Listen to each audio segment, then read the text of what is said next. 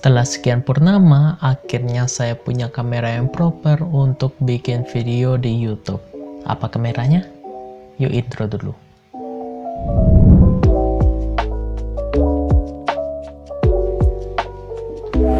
Oke, halo semuanya, bertemu lagi dengan saya Agung Isra.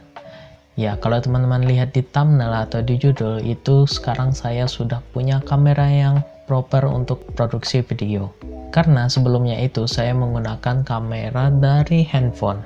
Yang bisa dibilang 90% video yang ada di channel ini itu direkam menggunakan handphone ini. Yaitu adalah Oppo F7. Sebenarnya untuk kualitas gambar dari kamera ini, handphone Oppo F7 ini, untuk keperluan YouTube itu mungkin bisa bilang cukup. Bukan bagus ya, tapi cukup aja. Ya bisa dibilang kalau setnya bagus, ya kalau pakai handphone pun udah bisa kok. Buktinya 90% yang ada di channel ini itu menggunakan handphone ini untuk merekamnya. Tapi tentu saja saya itu ada ingin peningkatan. Apalagi kamera handphone itu sensornya kan kecil, jadi dia haus sekali akan cahaya. Makanya kalau teman-teman lihat ini mungkin noise ya. Ya alhamdulillah ya, kemarin itu saya ada dana untuk beli kamera baru. Dan kamera yang saya beli adalah ini dia, Canon EOS M50. Sebenarnya saya itu nggak ngincar kamera ini awalnya. Malahan saya ngincar itu adalah Fujifilm X-T200. Nah kalau teman-teman ikuti perkembangan channel ini, saya itu sering uploadnya di minggu pagi. Ya karena kemarin itu kalau teman cek itu tidak ada video baru. Ya alasannya pertama kuliah ya, karena tentu saja kuliah itu jadi yang utama. Dan yang kedua bisa dibilang saya juga riset sih, karena ada dana kan untuk beli kamera. Jadi saya riset, alhamdulillah dananya ada. Jadi di weekendnya itu saya pergi ke BEC, Bandung Electronic Center. Jadi saya itu di hari Minggu itu pergi ke BEC dan muter-muter di sana, ke toko-toko kamera di sana.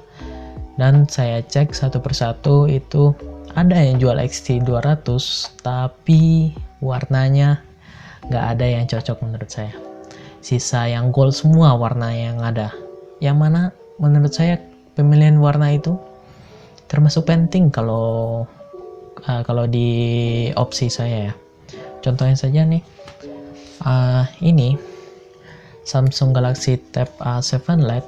Ini saya beli agak mahal karena supaya mendapatkan warna yang grey ini. Karena yang banyak dijual pada saat itu adalah warna yang silver, yang mana saya tidak suka warna silver. Dan saya bisa dibilang sedikit rela ngeluarin budget lebih demi varian model atau warna yang saya suka gitu.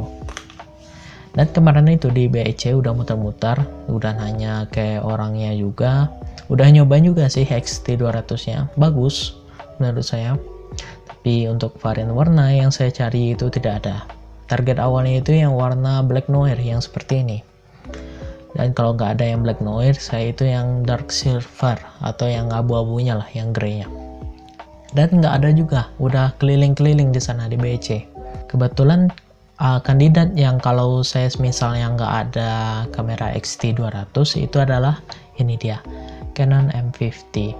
Karena kalau kita side by side X-T200 dengan Canon M50, secara poin X-T200 itu lebih bisa dibilang lebih unggul. Pertama, dia juga udah menggunakan 4K no cropping, jadi dia tidak seperti di Canon ini, dia cropping kalau di 4K nya. Lalu di Fujifilm itu AF-nya atau autofocusnya udah jalan di 4K, sedangkan di Canon ini masih dual pixel autofocus yang nggak jalan di 4K, jadi dia hanya contrast detect. Lalu di Fujifilm X-T200 itu juga udah menggunakan USB Type-C, sedangkan ini masih micro USB dan tidak bisa dicas juga. Ini Canon M50 ini. Lalu pertimbangan lainnya itu desainnya. Desain Fujifilm itu kan bisa dibilang ala-ala retro gitu, jadi unik menurut saya. Makanya saya suka X-T200 itu. Dan alasan lainnya saya itu ingin nantinya itu ingin investasinya emang di ekosistemnya Fujifilm, karena dia ekosistemnya itu sama semua. Apalagi mountingnya Fujifilm kan APS-C-nya cuma satu, karena Fujifilm nggak sama kayak Canon, karena Canon itu ada yang full frame, ada yang APS-C. Nggak sama kayak Lumix itu ada yang MFT, ada yang full frame.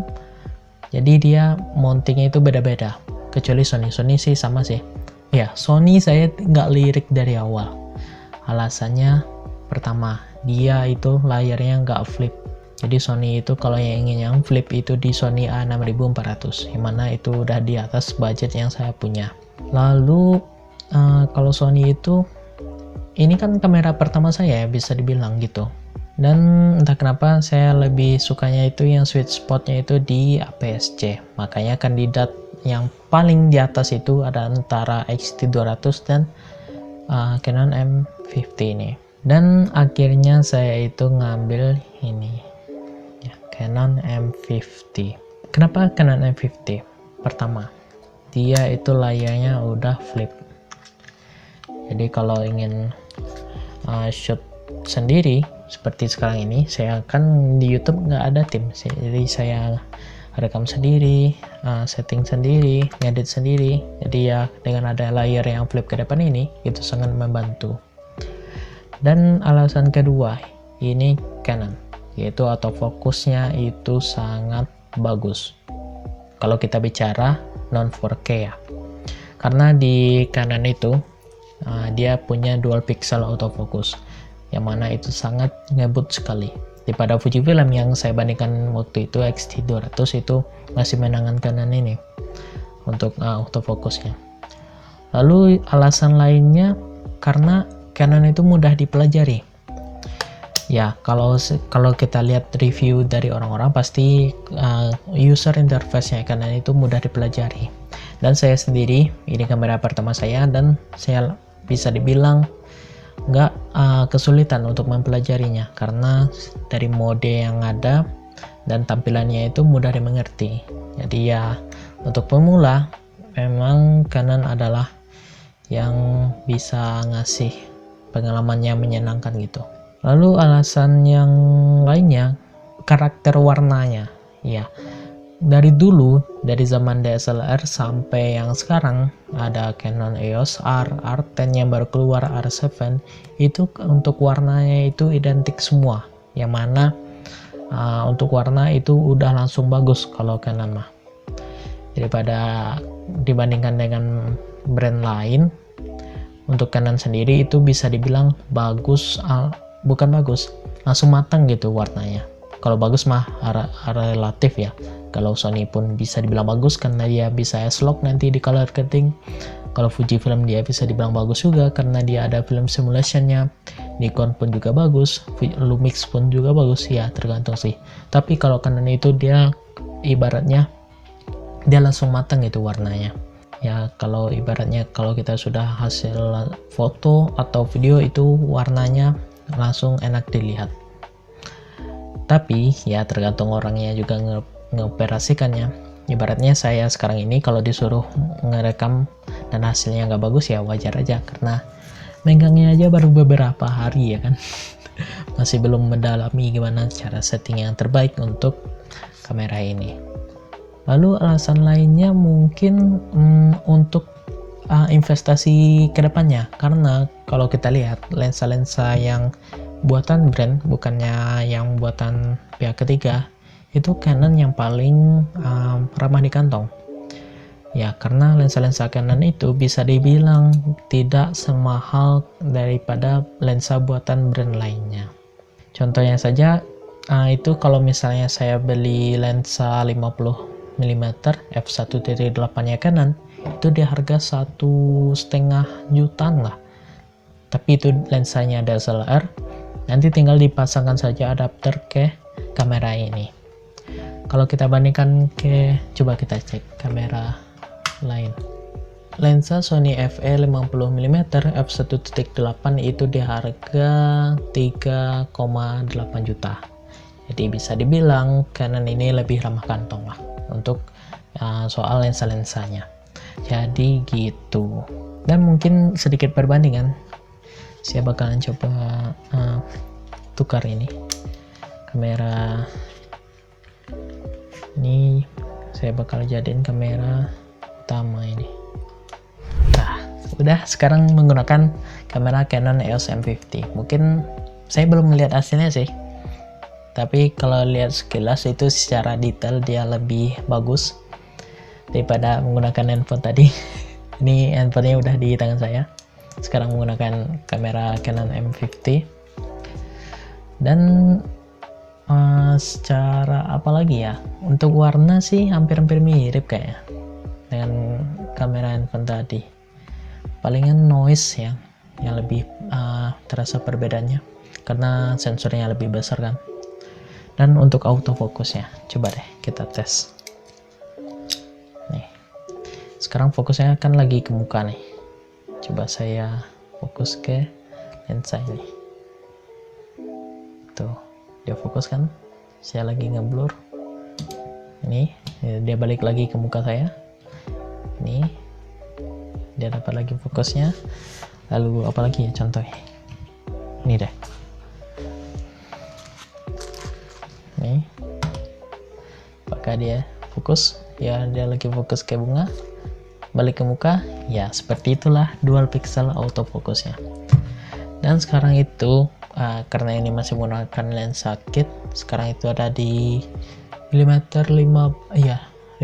mm focal length-nya, lalu ISO-nya di 1600, lalu dia menggunakan shutter speed 1/60 karena sekarang ini di 30 fps, lalu dibukanya f3.5 karena dia masih pakai lensa kit ya, masih bukan lensa yang bukannya yang besar. Dan ini berjalan di resolusi Full HD dengan dual pixel autofocusnya ya, jadi dia autofocus di Full HD itu memang juara. Sekali lagi, ini fokusnya di muka dan pindah ke handphone ya itu. Dan mudahan kedepannya kamera ini bisa jauh meningkatkan kualitas video yang ada di channel ini, dan juga mudahan kamera ini awet ya, untuk beberapa tahun ke depan kualitasnya masih bagus untuk YouTube. Oh ya, nanti kedepannya saya ada bikin satu video lagi karena saya juga udah order aksesoris untuk kamera ini. Bentar, ini satu udah nyampe nih. Ini dia catch atau rig untuk Canon M50 ya. Nanti di video selanjutnya kita bakalan bahas untuk aksesoris dari Canon M50 ini. Oke, mungkin segitu dulu untuk video kali ini. Terima kasih udah nonton dari awal sampai akhir, dan kalau ada pertanyaan tentang kamera ini atau pertanyaan tentang yang lainnya, silahkan tulis di kolom komentar di bawah. Nah, kalau suka video ini silahkan di like dan jangan lupa di subscribe channel ini karena channel ini banyak membahas tentang teknologi. Dan mungkin segitu dulu. Saya Agung Isra, see you in the next video. Bye.